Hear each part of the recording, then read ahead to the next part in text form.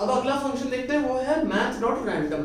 देखिए math dot random जो है बहुत रेयरली यूज होता है, ठीक है, नॉर्मल सिंपल प्रोग्राम्स में नहीं यूज होता, बट कभी कभी जैसे आगे जाएंगे तो आपको बहुत कॉम्प्लेक्स प्रोग्राम बनाने हो सकता है जावा में। जैसे कि आपको बोलते हैं डाइस वाला कोई गेम बनाओ, ठीक है, इसमें 1 to 6, ठीक है, कोई भी नंबर आ जाए डाइस पे, ठीक है, तो वो बहुत ही क्या होता है, रैंडम चीज होती है, वो डिसाइडेड नहीं होती, अच्छा अब 3 आएगा, अब 3 आ गया तो अगला 4 आएगा, वो लक पे होता है, ठीक है, टोटल रैंडम। तो ये भी एक चीज करता है, ये रैंडम नंबर्स जनरेट करता है, ठीक है। तो ये सिंपल प्रोग्राम्स में कभी नहीं दिखेगा। थोड़े बहुत अगर कोई प्रोग्राम बन गया कि चलो 10 रैंडम नंबर जनरेट करो, उनके साथ कुछ करो, ठीक है, तो वो हो सकता है, ठीक है, या कभी छोटे मोटे आपके टेस्ट कोई होगा कोडिंग के, तो उनमें आ सकता है कि क्या यूज होता है, कैसे होता है, ठीक है, तो उसके लिए यूज होता है। देखिए क्या करता है, मैथ डॉट रैंडम जो है कोई वैल्यू नहीं लेता है ब्रैकेट के अंदर, ठीक है, आप सिंपली ऐसे लिखते हो, ठीक है, बिना कोई नंबर दिए। ये क्या करता है, आपको एक डबल वैल्यू देता है, ठीक है, जो कि रैंडम होती है, ठीक है।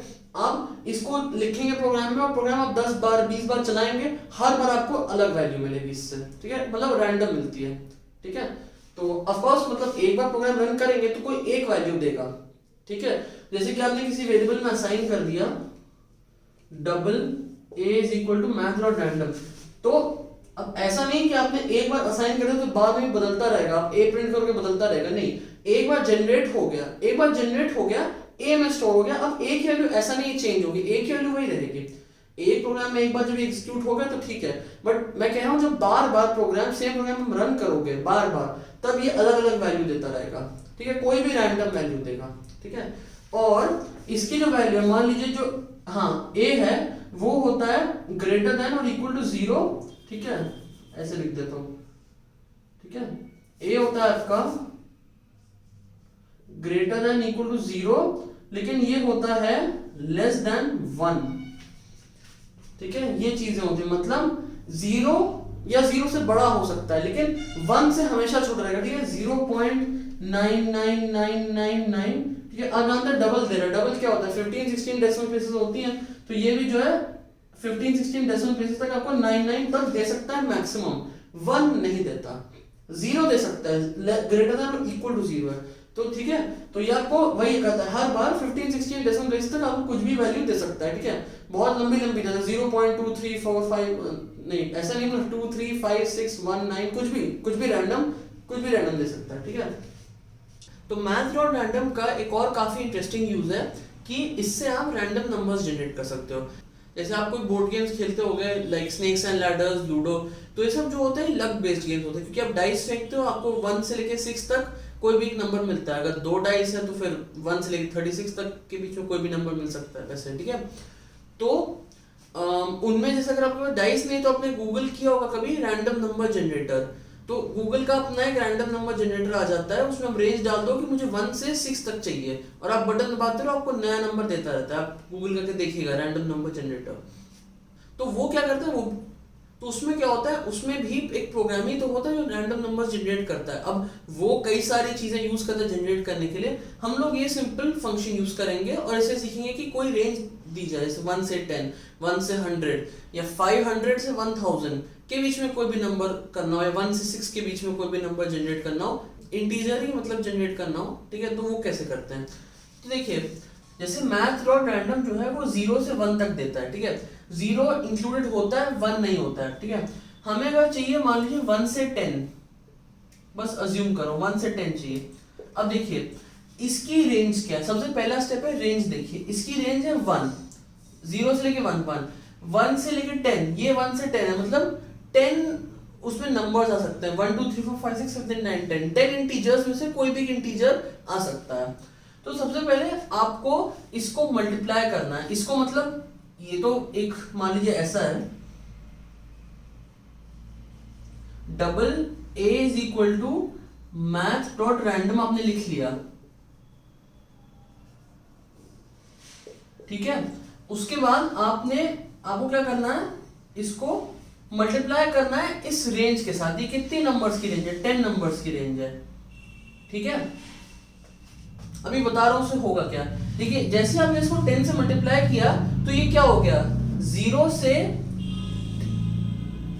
10 तक हो गया ना, क्यों, जैसे देखिए देखिए जैसे अगर पहले 0.0 समथिंग समथिंग आ रहा था, 0.1 समथिंग समथिंग आ रहा था, ऐसे करते करते 0.9 समथिंग समथिंग आ रहा था। अब जैसे आप 10 से मल्टीप्लाई करेंगे तो क्या होगा, ये 0.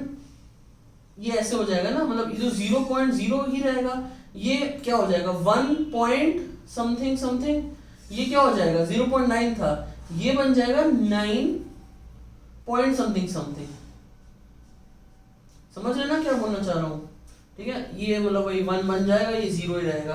तो जैसे 10 से मल्टीप्लाई करेंगे तो 0.1 0.2 0.3 जो इसमें मतलब आ रहा था एक तरह से, वो क्या बन जाएगा 1 point something 2 point something 3 point something till 9 point something. 10 क्यों नहीं बने, क्योंकि परफेक्ट 1 कभी नहीं बनता, तो उसको 10 से मल्टीप्लाई करेंगे तो उसी सेंस में समझ लीजिए कि 10 भी कभी नहीं बनेगा, बिकॉज 1 भी कभी नहीं बनता है।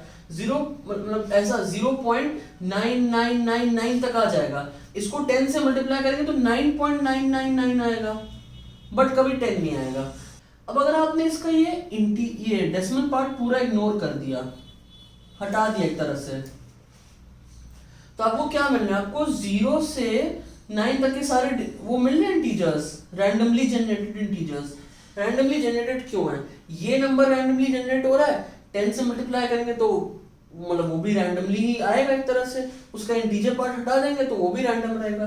तो ये 0 से 9 आपके पास आ रहा है। अब इसमें आप क्या करिए, इसमें आप कर लीजिए +1, तो ये क्या बन जाता है 1 2 3 से लेके 10, 9 + 1 10। समझे प्रोसीजर क्या था?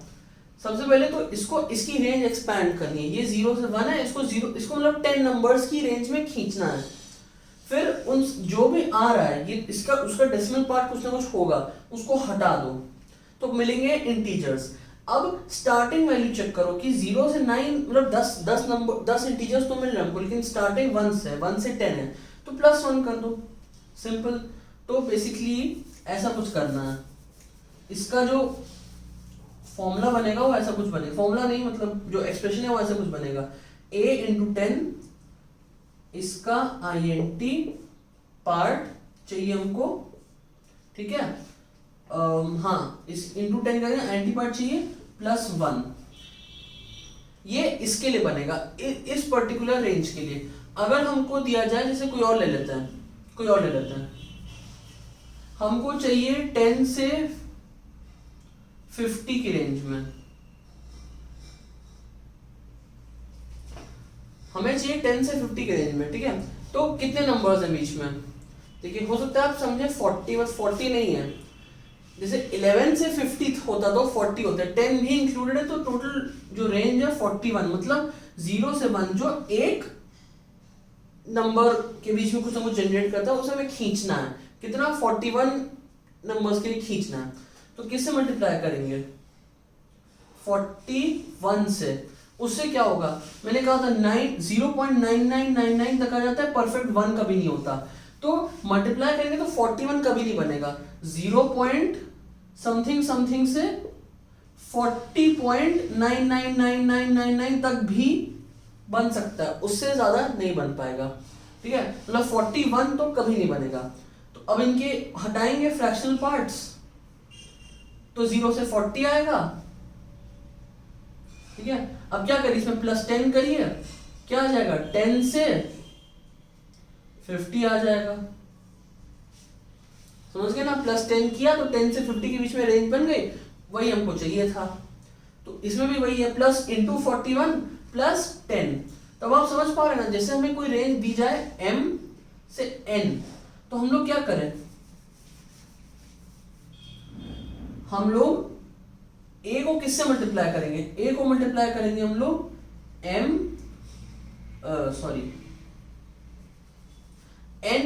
m, ending value minus starting value +1 क्यों, जैसे कि 50 - 10 करेंगे तो 40 आएगा, बट एक्चुअली 41 नंबर्स है, क्योंकि ये हमने हटा दिया बस, बट 10 इंक्लूडेड है, तो इसलिए +1, ठीक है, ये हो गया। अब इसके बाद उसका इंटीजर पार्ट ले लेंगे, इसलिए मैंने INT लिखा है, या अगर आप math.floor करेंगे तब भी हट ही जाएगा, कुछ भी कर सकते हैं। इंटीजर पार्ट ले लिया, प्लस क्या, प्लस स्टार्टिंग वैल्यू, ठीक है, क्योंकि वैसे 0 से होगा तो जो स्टार्टिंग वैल्यू उतना ऐड कर दो तो जो एक्चुअल स्टार्टिंग वैल्यू है वो हमको मिल जाएगी इधर प्लस m। ये फॉर्मूला, ये एक्सप्रेशन बन के आ जाता है। इसको प्रिंट करेंगे सीधा तो नंबर्स आपके रैंडमली जनरेट होते रहेंगे। ठीक है, तो इसको दोबारा देखते हैं। मैथ डॉट रैंडम 0 से 1 देगा, n minus m plus 1 50 minus 10 40 plus 1 41, तो 0 और उसका इंटीजर पार्ट 0 से 40 के बीच में मिलेगा, प्लस m प्लस 10 करेंगे तो क्या होगा 10 से 50 के बीच में मिल जाएगा, तो 10 से 50 के बीच में हमको मिल गया ये। ठीक है, यही हमारा आंसर था। अब हम इसको प्रिंट कर देंगे सिंपल। ठीक है, तो ये जनरलाइज फॉर्मूला होता है रैंडमली नंबर्स जनरेट करने का। चलिए देखते हैं कि अब लॉग क्या होता है। देखिए log stands for logarithm. Logarithm क्या चीज होती है, देखिए बताता हूं। जैसे कि आपके पास कोई दो नंबर है, ठीक है, इंटीजर हो, ठीक है, उनमें डेसिमल पॉइंट हो, ठीक, कुछ भी हो सकता है। ठीक है, आपने किया दो नंबर है a और b, आपने किया a raise to the power b, इसका कुछ आंसर आया x। ठीक है, तो देखिए हम ऐसा कुछ बोलते हैं log x to the base a is equal to b। log x to the base a is equal to b। in other words, ठीक है, देखिए अब चलिए ऐसे समझ लीजिए x है, x को नहीं देखिए x to the base a को किस पावर तक रेस किया जाए, मतलब a raise to power what gives x। ठीक है, a raise to the power b है, x आया। अब ये कह रहा है a raise to the power what, a raise to the power which number gives x। ये इसका सिंपल मतलब होता है लॉग का। आप देख सकते हैं आप x to the base a is equal to b, मतलब b यहाँ पे पावर है, a को किस पावर तक रेस किया जाए जिससे x मिले, वो होता है आपका लॉग। ठीक है, LOG लॉग लिखते हैं ऐसे। ठीक है, अब देखिए ये तो मीनिंग था इसका। ठीक है, आपको क्वेश्चन में ऐसा कुछ करना होगा, आपको दो नंबर दिए जाएंगे a और b, आपको कहेंगे ऐसा कैलकुलेट करो, या तो आपको शायद नंबर नहीं दिए जाएंगे, आपको नंबर कैसे निकालने होंगे और फिर ऐसा करना होगा। ठीक है, तो log b to the base a निकालना होगा आपको। ठीक है, तो अब इसको कैसे निकालें, देखिए ये फंक्शन है तो, बट इसमें आप सिर्फ b देते हो, मतलब किसका निकाल रहे हो वो देते हो, बेस नहीं देते हो। बेस क्या लेता है ये, ठीक है, ये बेस लेता है एक नंबर जिसको कहते हैं e। क्या होता है, e होता है आपका जिसको कहते हैं ऑयलर्स कांस्टेंट। ठीक है, जिन्होंने थोड़ी हायर मैथमेटिक्स पढ़ी है या जैसे अलजेब्रा वगैरह पढ़ा है अच्छे से, वहां पे e बहुत देखने को मिलता है। ये एक कांस्टेंट है जिसकी वैल्यू 2.78 समथिंग होती है। ठीक है, तो ये चीज वहां बहुत देखने को मिलती है। ठीक है, इससे इसको बोलते हैं नेचुरल लॉग, जिसमें बेस e होता है उसको बोलते हैं नेचुरल लॉग। ठीक है, अगर आपने कभी लॉग के बारे में नहीं पढ़ा तो कंफ्यूज मत हो, ये सब चीजें ये याद रखने वाली है नहीं। अभी आगे जो फॉर्मूला बताऊंगा बस वो याद रखिएगा, बस खत्म, और कोई जरूरत नहीं है सब याद करने की। ठीक है, ऑयलर्स कांस्टेंट वगैरह होता है, बट बता इसे रहा हूं ये जो होता है बेस e लेता है। अब देखिए अब आपको बेस a कैलकुलेट करना है, तो अब आप क्या करेंगे इसमें, देखिए लॉग की बहुत इंटरेस्टिंग प्रॉपर्टी होती है। ठीक है, कि आपके पास है log b to the base a, it is equal to log b to random base x divided by log a to the same random base x। मतलब कि कोई भी रैंडम, इन दोनों के अलावा कोई भी तीसरा नंबर चुना उसको बेस ले लिया। ठीक है, तो log b to the base a is the same as log b to the base x divided by log a to the base x। ठीक है, ये और ये मतलब सेम होते हैं। अगर आपको ये निकालना है और आपको कुछ बेस अलग रखना है तो आप बेस ऐसा करके कर सकते हैं, निकाल सकते हैं वैल्यू इसकी। इसी चीज को हम यहाँ यूज कर लेते हैं। हम क्या कर रहे हैं, हम लोग ये कर रहे हैं पहले कि e से निकाल लें अलग अलग और फिर डिवाइड कर लें, ये कर सकते हैं। तो हम लोग एक्चुअली यही करते हैं, यहाँ पे कोई मेथड नहीं है और बेस देने का, आप सिर्फ ये नंबर देते हो बेस नहीं देते हो, तो हम लोग को यही करना होता है। तो ये कैसे लिखते हैं, ये ऐसा कुछ लिखते हैं इसको,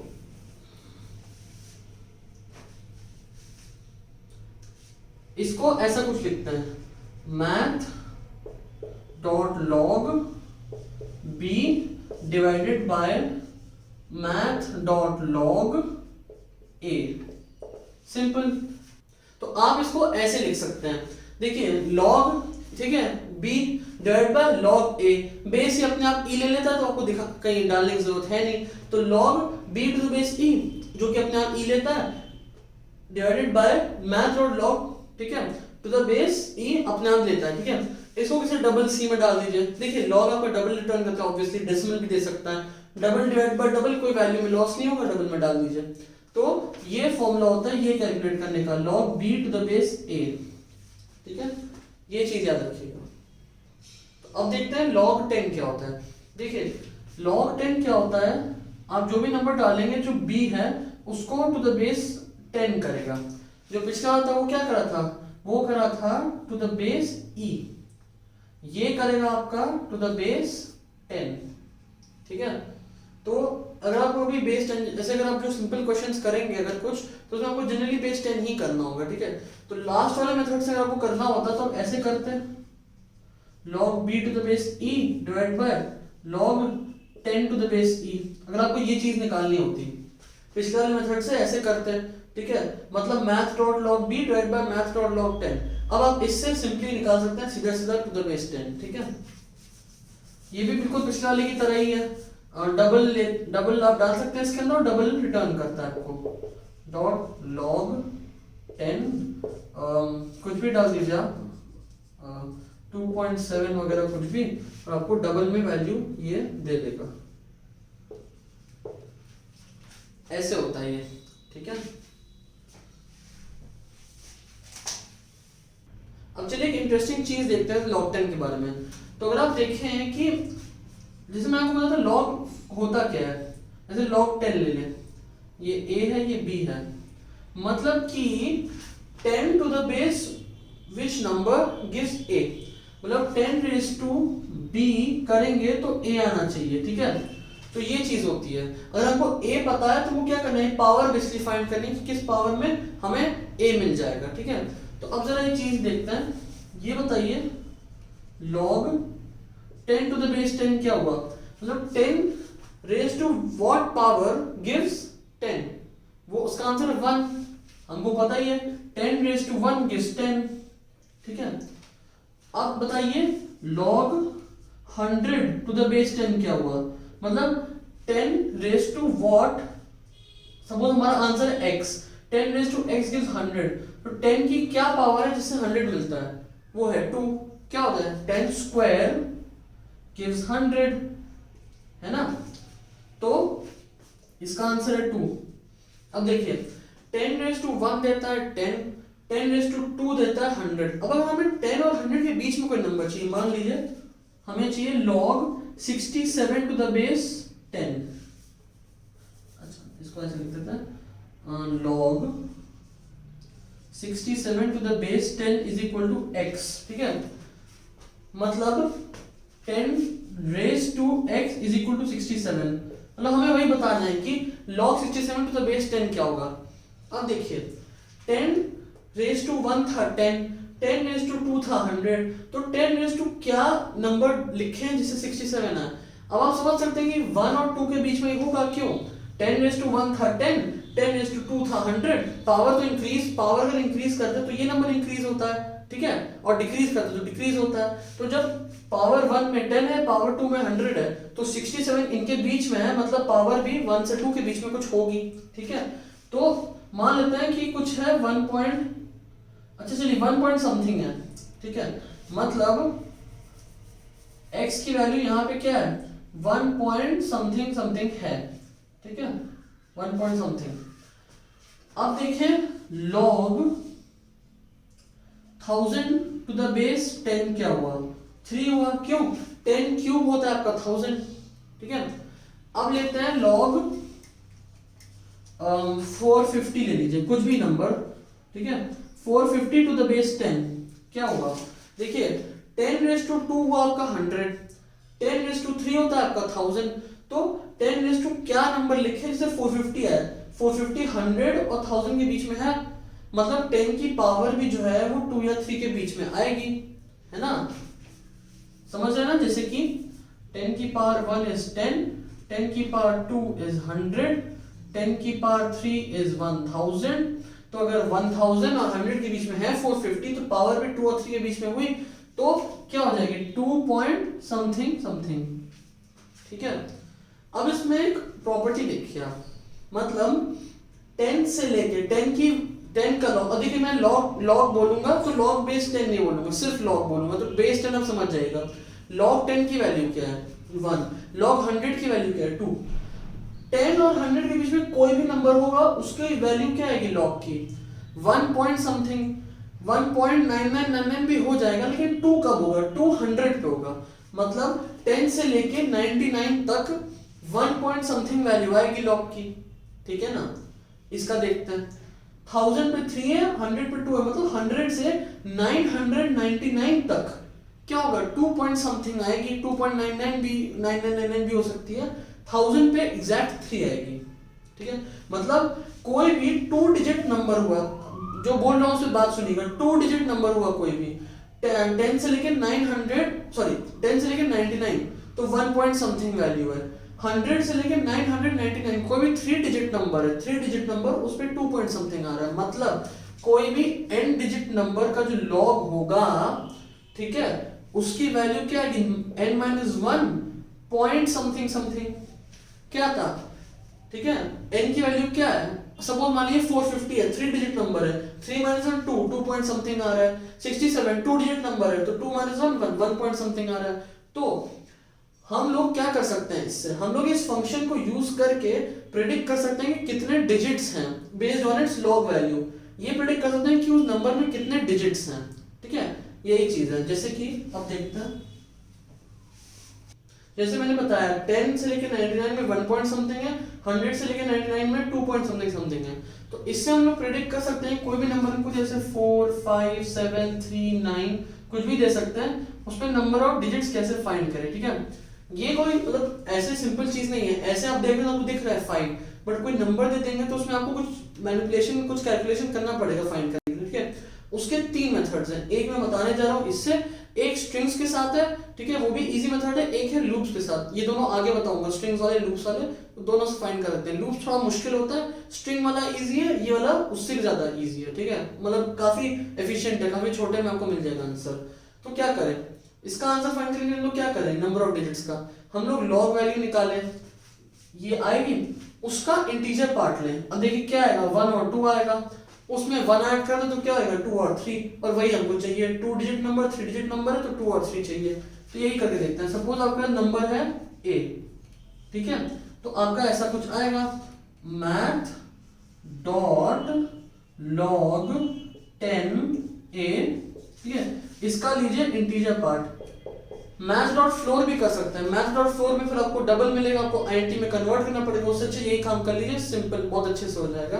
ठीक है, +1 क्यों, देखिए मैथ डॉट log 10 की वैल्यू ये आई है, इसका इंटीजर पार्ट 1 और 2 है, लेकिन एक्चुअली क्या है 2 डिजिट 3 डिजिट, तो +1 करना है, तो +1, तो ये आ जाता है आपका नंबर ऑफ डिजिट्स इन ए। ठीक है, ये जो ए है इसमें आपके आ जाएंगे नंबर ऑफ डिजिट्स। ठीक है, तो ये काफी अच्छा इजी तरीका होता है फाइंड करने का। ठीक है, तो आपको ध्यान रखना है कि आप यहाँ ऐसे मत लिखते हैं, सिर्फ लॉग लिखेंगे तो वो टू द बेस ई यानी ऑयलर्स कांस्टेंट हो जाएगा, आपको 10 लिखना है यहाँ पे।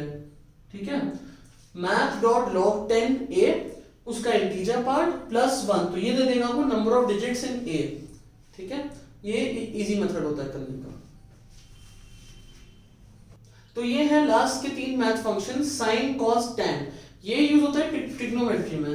ठीक है, ट्रिग्नोमेट्री क्या होती है, ऐसा कुछ ट्राइंगल होता है राइट एंगल, ठीक है, तो इसमें जो है जैसे कि आपका हो जाता है, ये हो जाता है कि एंगल ये है, ये होता है थीटा, ठीक है, ये होता है परपेंडिकुलर बेस और ये हाइपोटेन्यूज, तो साइन थीटा ट्रिग्नोमेट्री में होता है, इधर लिख देता हूं साइन, चल ठीक है, थीटा नहीं इसको एक्स मान लेता है, एक्स, ठीक है, एक्स होता है आपका परपेंडिकुलर अपॉन हाइपोटेन्यूज, ये p/h, cos x होता है आपका ये b/h ठीक है, और tan, ठीक है, x होता है आपका p/b, ठीक है। तो ये तीन रेशियोज होते हैं आपके, sin x होता है p/h, p/h, cos x होता है b/h, tan x होता है p/b, ठीक है। तो ये आपने अगर पढ़ा ट्रिग्नोमेट्री आपको पता होगा। तो अगर x आपका रेडियंस में है, इसमें तीनों में x जो है that should be in radians. Radians एक मेजरमेंट का यूनिट होता है कोई एंगल का मेजर करने का, तो x में होना चाहिए। तो math dot sine x, math dot cos x, math dot ten x, आपको ये तीनों दे देते हैं, sine x, cos x, ten x की वैल्यू दे देते हैं, ठीक है। डबल में देते तो डबल में स्टोर करेगा यहाँ पे सब में, ठीक है। x डबल में हो सकता है लेकिन बस रेडियंस में होना चाहिए, और आंसर आपका डबल में आएगा, ठीक है। जैसे कि डबल कुछ भी a is equal to b is equal to c is equal to, ऐसे करके ये तीनों आपके पास आ जाते हैं, ठीक है।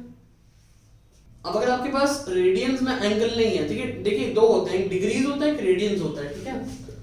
एक होता है डिग्रीज, ठीक है, एक होता है रेडियंस, ठीक है। तो मैथ्स में तो बहुत सिंपल सा फॉर्मूला होता है, अगर आपके पास डिग्री है d, उसको आप मल्टीप्लाई करें π/180 से, तो आपको क्या मिल जाते हैं, रेडियंस मिल जाते हैं, ठीक है।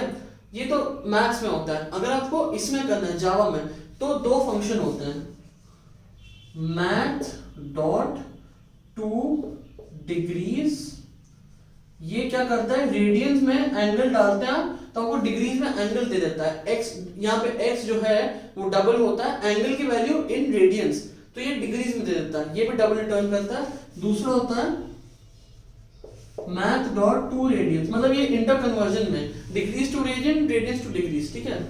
तो math dot to radians x, ठीक है।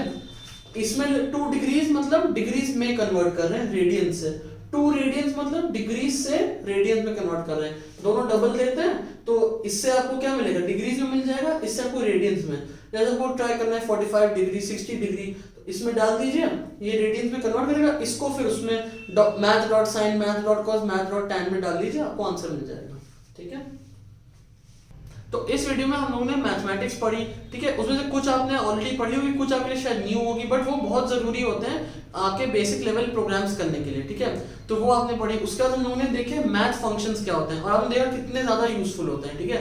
कोई भी करने के लिए, जैसे कि राउंड ऑफ करने के लिए, या कोई साइन कॉस टैन वाला निकालने के लिए, लॉग निकालने के लिए, मैक्सिमम मिनिमम निकालने के लिए बहुत ईजी होते हैं, ठीक है। तो वो काफी यूजफुल है, ये सारे आपके बेसिक प्रोग्राम करने के लिए बहुत यूजफुल होते हैं, ठीक है। और मैं अगले वीडियो में आपको कई सारे प्रोग्राम करके दिखाऊंगा, ठीक है, सारे फंक्शन यूज करके, और कई सारे प्रोग्राम्स करके दिखाऊंगा, ठीक है। इसमें से कुछ प्रोग्राम जिसमें बेसिक मैथमेटिक्स इन्वॉल्व थे वो हम लोग तब पढ़ेंगे जब हम लोग लूप्स पढ़ेंगे, ठीक है। वो क्या होता है लूप्स, आपको बाद में बहुत अच्छा वीडियो है उस पर बहुत अच्छे से समझ में आएगा, और तभी मैं आपको कोडिंग वीडियो में वो भी दिखा दूंगा लूप वाले।